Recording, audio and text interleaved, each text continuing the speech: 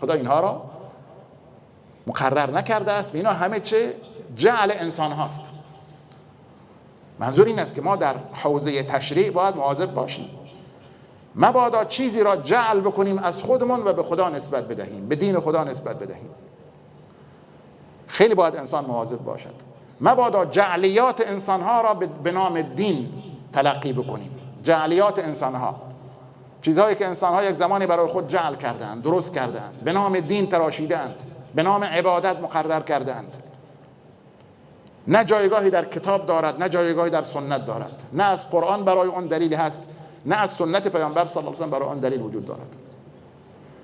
نه در زمان پیامبر صلی الله علیه و آله و در زمان صحابه بوده است. اینا همه جعلیات انسان هاست.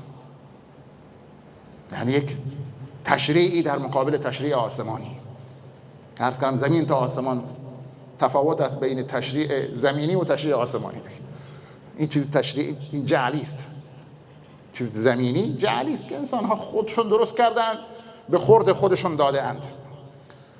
ولکن الذین کفروا یفترون علی الله الکذب. میفرماید ولیکن اونهایی که کفر ورزیده اند، کافر شده اند، یفترون علی الله الکذب، افترا میبندند بر خداوند دروغ را. این دروغی است که اونها بر خدا افترا بستند و به خدا نسبت داده اند.